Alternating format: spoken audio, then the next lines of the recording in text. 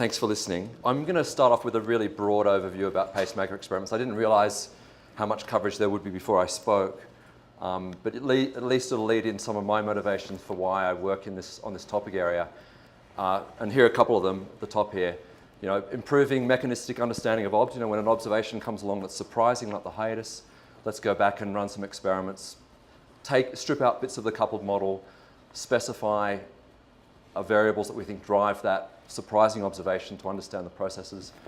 I think it's really important for understanding models and model biases. We've heard a lot about this already in the last couple of days. I've got a personal interest in improving understanding of interbasin forcing.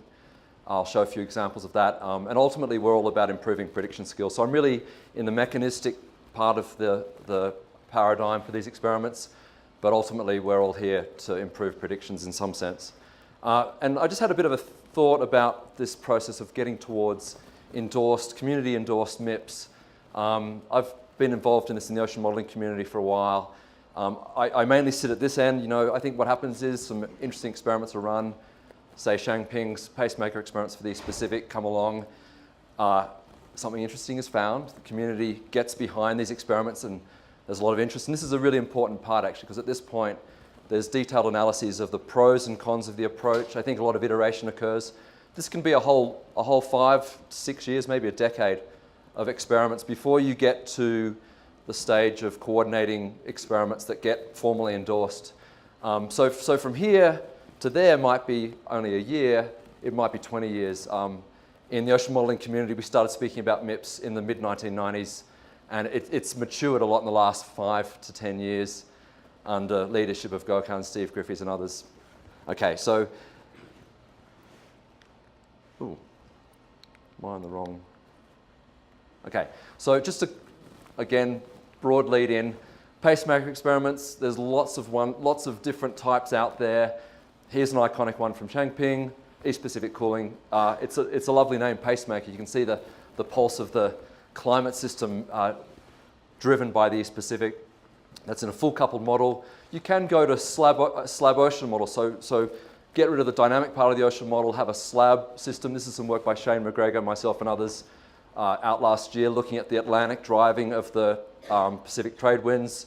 In these experiments, it was really nice. We could actually swap in bits of the coupling. We had a slab Pacific with a SST prescribed from the Atlantic to show that part of this acceleration in the winds came about from the Atlantic warming, but we could switch it around too and show that actually when you cool the Pacific, some of that can drive Atlantic warming. So we show that there may be actually coupling between the Pacific and the Atlantic in these experiments. So let's not forget about the slab approach for the ocean. You can also have what I'd call like a slab atmosphere. So you don't have a dynamic atmosphere, you kind of have a energy balance model like the University of Victoria climate model. You take out the dynamics of the atmosphere, and that might be because you want to say, study ocean heat uptake. In these trade wind experiments that I'll talk about in a minute, the first motivation I had was to understand what is this trade wind acceleration doing to ocean heat uptake. And I didn't really, at that stage, care about the dynamic or response in the atmosphere. Later, that became an interest as well. But you can grab an ocean GCM, put a lot of resolution into that, and actually have a more simplified atmospheric model. And several studies have since followed this approach. I got into wind-driven pacemaker experiments, if I can call them that, from the Southern Ocean perspective about a decade ago, looking at this pronounced trend in the southern annular mode. The winds are shifting there dramatically. A lot of the models have biases. Their winds are not in the right latitude. They're generally, there's an equatorward bias in these winds. So a lot of us started to run these so-called partial coupled experiments where we imposed this wind stress as it was observed to shift over the last 20 or 30 years to understand a bunch of processes in the Southern Ocean. One study that came out recently by a postdoc in my group, Paul Spence, showed this really concerning warming around the peninsula region here, driven by the observed wind shift over the last 20 or 30 years. This is an idealized experiment, but when you put in the core to intraannual forcing in this eddy permitting model, you get a warming of the subsurface. It's about 200 to 700 meters depth. Circumpolar deep water spills onto that region. That's of concern for the ice shelves around here. And so here's a sort of a nice example where maybe the full-blown coupled models don't have the winds in the right place at the right time. Let's just take an ocean GCM with a simplified atmosphere, impose the winds as they proceeded out over the last 30 years, and find a change in ocean circulation that you'd like to understand better because of its implications for ice melt. A bit of comic relief now, not really for me. Why is my sleep out of whack? A couple of days ago, this appeared in the main Australian newspaper. Well, the worst one. It's terrible for climate coverage. I was going to bed 2 nights ago, the night before my talk was going to be on, and just when I was settling into rest, somebody emails me and says, "You've got to read this report." I've been likened to an official from FIFA, apparently, but it really targets me, and it messes. The annoying thing is, as usual with these stories, it messes up a quote I made about the Antarctic land ice, which is indeed melting rapidly following studies from Rigno and others, and it messes up that bit of the cryosphere with the sea ice expansion over the Ross Sea. So my sleep's not out of whack because of this story, actually. You get a thick skin in time. And never mind that I've written papers about why the Ross Sea ice has expanded. This guy is, well, I don't know what I'm going to do with this, but the university lawyers are saying we should go for some defamation here because it's quite a personal attack. So you've all had these experiences, I'm sure. It's no fun. Okay, back to the talk. So there's not just sea surface temperature forcing and wind forcing in these pacemaker experiments. I've been glad to see discussion about salinity in the pacemaker set of variables that we can look at. I mean, E minus P is terribly poorly observed, and even sea surface salinity. This is from Paul Durack and Sue Whiffle's work. Paul reckons the trends are robust on these multi-decadal timescales. You might want to run a pacemaker experiment for the salinity to see, if you start to talk about changes in the AMOC or heat uptake in the Atlantic, you might want to run pacemaker experiments with salinity. We've heard, Noel just mentioned, pacemaker experiments for sea ice in the Arctic. I actually go back to the land surface community. Have been running these for ages, right? They've been clearing land over the reconstructed, the way that land's cleared. So there's so many choices for these partial coupling experiments. Not only do we have, full coupled models along with ocean only or atmosphere only type approaches. We also have a whole lot of variables we can look at, and there's so many choices within each variable. It gets a bit overwhelming in some sense, whether you override SST, restore it, enter the SST via fluxes, the wind stress, whether you actually just do the momentum fluxes, but also you can change the buoyancy, the evaporative cooling rate, the evaporation of moisture from the ocean surface. So it gets complicated, as all of you know, by getting into this game of running these pacemaker experiments. And of course, there's combinations of these variables, regional selection, and so on. So the list blows out. I just want to do one quick call out to another approach. It's not really a pacemaker experiment, but it's actually going back, and this is work from John Fife and Neil Swart a couple of years ago, but it's going back and saying, hey, look at the IPCC models. If there is a bias there, here's the observed winds over the Southern Ocean, and here's all the, I think it's CMIP3 models at that time. Here's their spread of wind fields. My approach was to say, okay, let's just go and take the observed winds and force the models to see that. This is an approach that I think is very important. Let's look at the model biases and see, does it matter? In this case, it was for carbon uptake in the ocean, and you see, projected changes in atmospheric carbon dioxide that are significant. You want to know about these model biases, so we can't, by going to these pacemaker experiments in some of these variables that have model biases, we shouldn't forget that ultimately we are hoping to run these freely evolving coupled models into the future.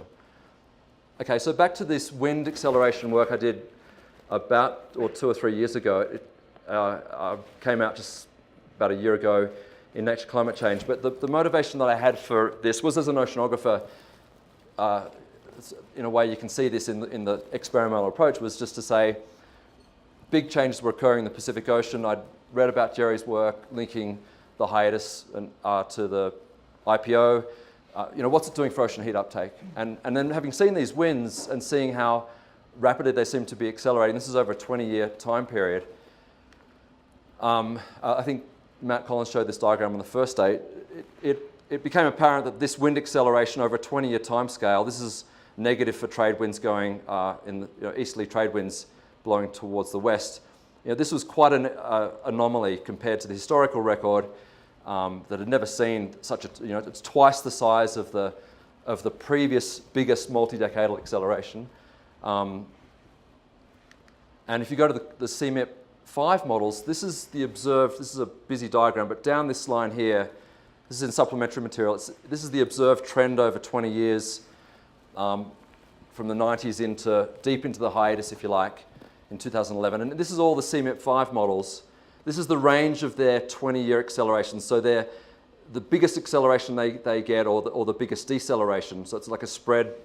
And you can see this observed trend is about twice the size of the largest observed trend in the historical simulations, and then the same sort of metric for a bunch of pre-industrial runs there. So it seems like we've got a mode of decadal variability that is quite pronounced and quite an outlier compared to the models. That's shown here.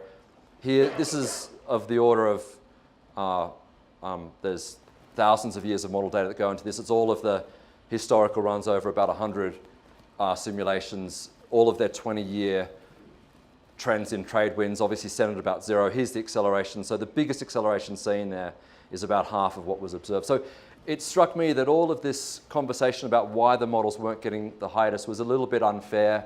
A mode of decadal variability had come along that Jerry and others had shown had a big impact on global surface air temperature. Surely we can't expect them to all have their IPOs at the same phase as observations. And so we did this very simplistic calculation to show that the net heat uptake into the Western Pacific Ocean is enough to account for the hiatus. In a coupled simulation, you get the whole hiatus. With an ocean-only model, you only get about half of it. So it needs these atmospheric teleconnections that Shangping covers in his paper. And it's pretty clear in the Aviso sea level trends what's going on here, this rising of sea level in the West Pacific Ocean. And a nice paper's come out just recently actually saying don't go looking for the heat in the Pacific Ocean only, right? Because once you subduct the heat into the Western Pacific Ocean, there's not a barrier there where the heat's going to sit there forever. There's a vigorous flow of water through the Indonesian archipelago. And this is a nice combination of observations and model to show that a fair bit of this heat is coming into the Indian Ocean, across to the western boundary here, and also down the west coast of Australia. They actually go to the heat, the observational, to temperature fields from observations and reconstruct that the biggest gulp of heat, if you like, this is the Pacific here and the Indian here, going forward in time. Here's the hiatus period after this line here. The biggest gulp of heat by the Pacific was in the early part of the hiatus, just after the big El Nino of 97, 98. And then it maybe hasn't done, it's actually lost a bit of heat in the latter part of the hiatus, and that's corresponded to a time when the observations suggest that the Indian Ocean has taken up that heat. So it's a nice connector story from the Pacific into the Indian Ocean.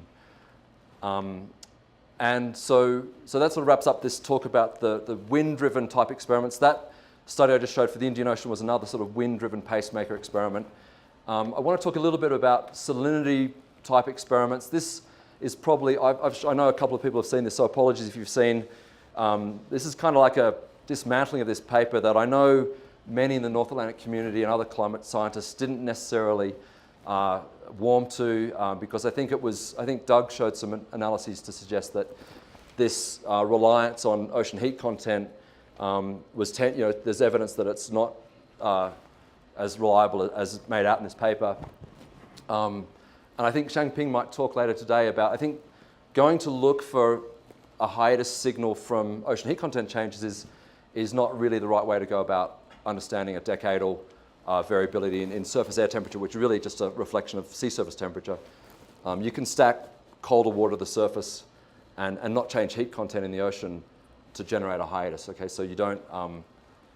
Anyway, the point of this is not to go through too much of those details of the arguments I'm just pointing out, but to say that we can run pacemaker experiments for the Atlantic to investigate this and the mechanism proposed. And this mechanism was proposed as an acceleration of the heat uptake in the Atlantic, but it really is at odds with the Atlantic community's view of the overturning, actually, you need a slowdown of the overturning to rephrase this. So that looks like a warming of the Atlantic over the sort of last 20-year trend that was shown in this paper, and it was linked to an acceleration of the overturning circulation that would tend to warm the planet. Manabe and Stauffer were the first to show this in that multiple equilibria paper, and many others have looked at this problem. So I think the North Atlantic community was surprised to see an overturning acceleration linked to the hiatus when you'd think you'd need the other way around, a slowdown and a cooling of the regional North Atlantic. And all we've done in a very simple setup is to impose a freshwater anomaly in the Atlantic to try to generate an Atlantic hiatus, if you like. So forgetting about the Pacific playing any role, let's see if we can generate the mechanism proposed by that study in Science by Chen and Tung. Let's slow down the overturning and accelerate it with this freshwater anomaly, and sure enough, you can generate hiatuses. So this is a record running forward in time with a background greenhouse warming signal. Sure enough, with overturning changes, we can generate accelerations in global warming and hiatus periods. But it's not at all in phase with an acceleration of the AMOC. So this diagram shows that to get a hiatus out of the North Atlantic would require a slowdown of the AMOC, air temperature and sea surface salinity both decrease in the North Atlantic and globally, ocean heat contents increasing. And so the pattern you get for one of these Atlantic hiatuses driven by an AMOC change is very different to the pattern of multi-decade trends over the last 20 years in the Atlantic. I know that there's been some talk of the last 5 or so years that there's some evidence of more recent cooling, but on this sort of 15-year hiatus, post-2000, it's a tenuous mechanism to link the hiatus to the AMOC change. And so we concluded that really, if the Atlantic's driving the hiatus in any way, it's via Atlantic Ocean warming, kicking the trade winds and boosting the IPO. It's really an IPO-sourced part of the climate system, and helped along with an extra kick from the Atlantic Ocean from this work. Okay, so I want to wrap up now. I've got about 3 minutes, I think. 2, okay. What a shame. On the presenters, it says 2 minutes 45. No, I won't. Coffee's waiting. I'll speed up. I just want to quickly go through this paper that just came out this year, talking about weighing up. Let's zoom in on the East Pacific pacemaker experiments for a moment. Shang Ping's approach of the SST over restoring versus what we did with the wind approach, wind stress forcing. And they end up concluding that the wind stress approach is more suitable. And I actually don't think I agree with this. I think both approaches are complementary, and I'll show you why in a minute. But I just wanted to show, there is one diagram that I think is quite nice in this. I mean, I think it's a nice study. I should say that. The conclusion about the wind stress approach being better than the SST approach, I think, is not quite borne out in their analyses. This diagram shows a sliding correlation between the Nino 3.4 index and global mean sea temperature. And the idea here is, if we're using these experiments to understand the link from the Pacific to the global mean temperature, you don't want the model to be overly sensitive. So this MIROC model, for example, is at the very high end of sensitivity. Their global surface air temperature is very much slave to Nino 3.4 variations. Whereas some of the models down in this range, here's the observations in, I don't think we need to track this time variability. This is probably just natural modes of variability, but this sort of level of connection, if you like, between ENSO and global air temperature you'd like to get. When they go and run both Shang Ping's approach and our approach, they indeed get a hiatus with both experiments. The hiatus is, this column is the SST forced approach. This column is the wind forced approach. They get a hiatus in both approaches, stronger in the SST forced experiments. But they're worried about this, the fact that there's more cooling in the SST forced approach and over land than there is for the wind-driven component. I don't think that's necessarily a problem. If you go back to Shang Ping's experiments, this cooling in the East Pacific that's observed, here's the simulated on this panel. I think Noel just pointed out in his talk, these changes over Eurasia, for example, you'd think these are linked to vacillations in the mid-latitude jet in the Northern Hemisphere, not to, this is one ensemble member, if you like, right? And here's 5 or 6 or 20, I forget how many Shang Ping has there, but these vacillations over the mid-latitudes, I don't think you could expect the pacemaker experiments to get all of those features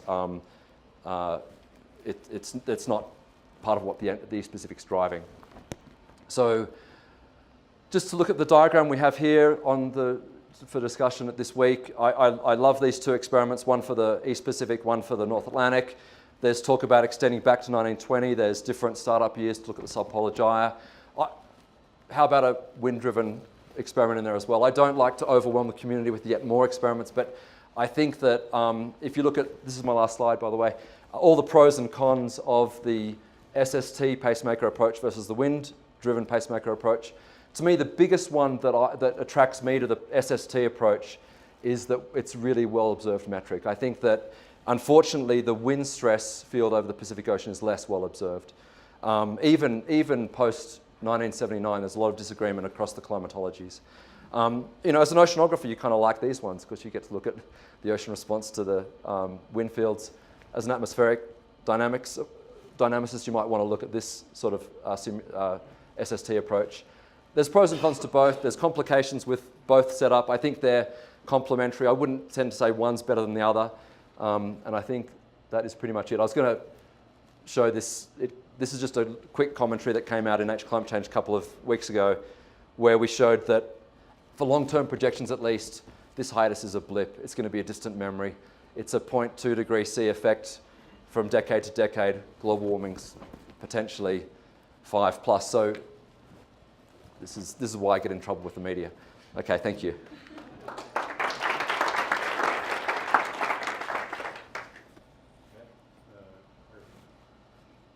Thanks for your presentation. So why one or the other? What about both? Yeah, I would say both. The reason I don't come out and say let's do both is because I know that there's a proliferation of experiments that can occur, and I think this is for discussion this week. I would love to have both on the table. I think they're complementary. I mean, for example, you might go back to this table here and say, rather than going back and doing the full 20th century, say this second, it's in the table as C 3.3 and 4, I think. You might say, well, let's do a version of these experiments 1954 with the winds as well. Okay. Yeah, I mean, this is not necessarily for you, but I'm assuming that in the pacemaker experiments so far done with Bin Cheng and others, both in the East Equatorial Pacific and in the North Atlantic, I'm assuming that the heat has to be conserved by you're doing something, right? Conserve it. Because my back of the envelope calculation, I just did it right now, is indicating that depending on the area and of course the magnitude of the anomaly, if it's like 0.2 degrees Celsius, the heat source can be of the order of half watt per meter squared. And if you run it over a 100-year segment without any conservation, then how do you attribute the changes that you are seeing in pacemaker experiments to non-conservation of heat versus the imposed heat that you're imposing? So I think the answer is that the heat, like you're introducing an artificial source of heat or cooling.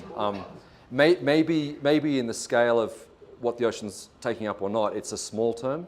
It's not actually, that's what I just did. Right. Depending upon the thing, you can be up to half watt per meter right. squared. Okay. So that's why you would. That's what the wind stress experiments are nice, because there's not that artificial change in heat content. So I thought you were saying it was a small term, but you're saying it's a large term. Yeah.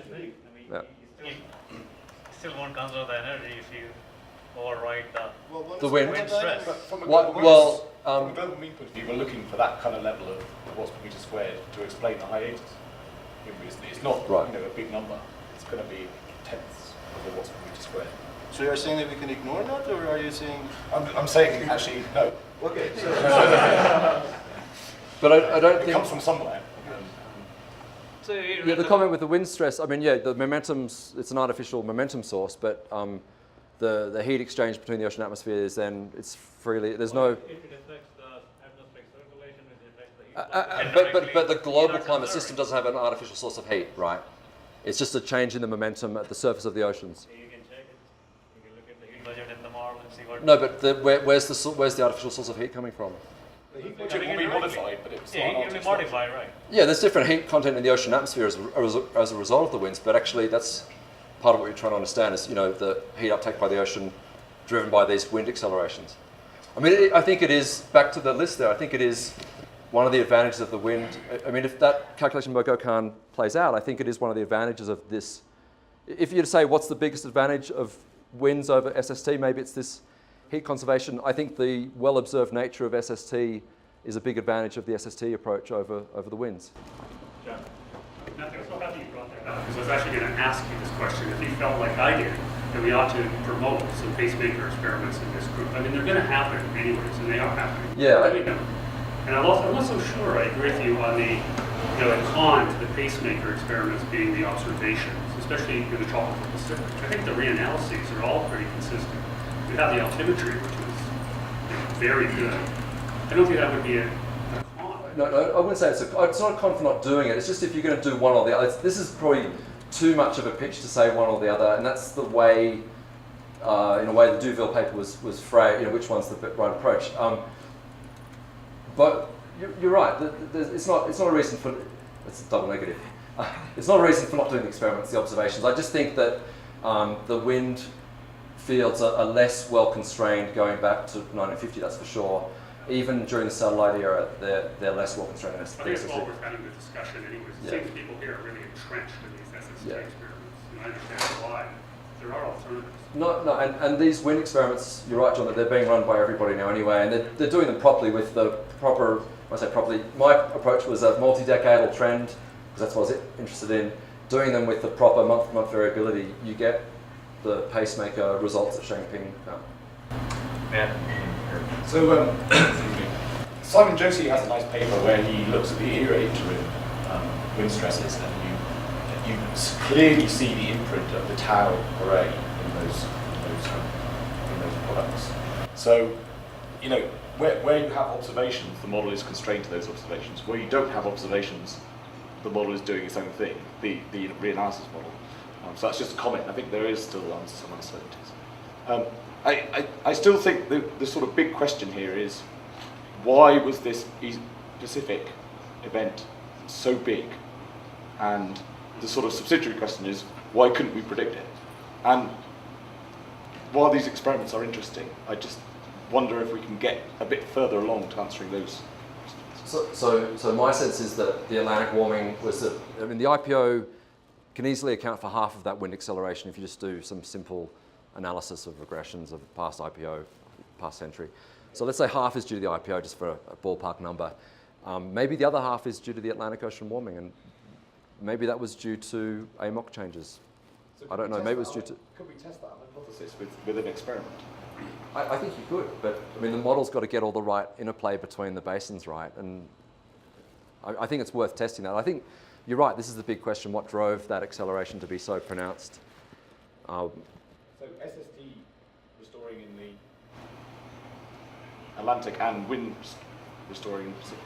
Yeah, so Atlantic SST restoring, and actually if you set the Pacific slab model, you get the wind acceleration really nicely. Sheng Ping's got some work too on this with the Atlantic warming driving Indian Ocean warming as well, and that could be another teleconnection back to the Pacific wind acceleration. Yeah. But it seems to be Wei Ching Han's paper was showing, she was arguing that it's this steady warming trend in the Indian Ocean, while the Pacific's still varying and the Atlantic's still varying. When the Pacific goes into a negative IPO, then you've got an even stronger east-west SST gradient, just because of the steady warming in the Indian Ocean that's probably showing force. That's another aspect of it, the Indian Ocean kind of coming in to maybe make the acceleration of winds in the Pacific even stronger. And I think... I'm going to show some runs tomorrow we started to do. I don't know if anybody else explored this. Is instead of using the wind stress, is nudging the wind speed in the atmosphere, in the 3D atmosphere. So now we have, we're entering other products. And the nice thing with this is that you're not dealing with the uncertainty. The wind is much better observed or reproduced by reanalysis than the wind stress. And you're keeping the wind stress computed by your couple model, so you're more coherent. So it's another way of addressing some of these issues and not having to... And presumably when you nudge the winds a bit, you get a couple feedback that means the next nudge may not be as big as the first nudge type of thing, so yeah. Last question, no. I'd just like to make a point about, you discussed the paper from Tung, Right. heat uptake in the North Atlantic. I think this way you present it overlooks the fact that the North Atlantic SSTs could have a dynamically driven atmospheric response. So it could explain perhaps this Eurasian cooling. We've shown the North Atlantic warming. There's other groups that have shown the spin of ammo leads to a negative in error. Yeah, no, and I'm not denying that aspect. It was really the linkage of the spin off the AMOC to the hiatus, to the global mean temperature plateau. I'm suggesting it could be that way. Because of North Atlantic warming reduces baroclinicity there, leads to negative NEO. If you also couple changes in the Arctic possibly, you may get a much more of a hemispheric change in the atmosphere. The cooling of Eurasia. Yeah, well, it's probably almost coffee time to stop. But to me, the Atlantic SST warming that you have there over that period is I mean, it's going to feed heat into the atmosphere as a contributor to actually warming. It's negated by the sea temperature cooling in the East Pacific. Surely, I mean it's. So with that, on that note, let's adjourn. Thanks, speakers again.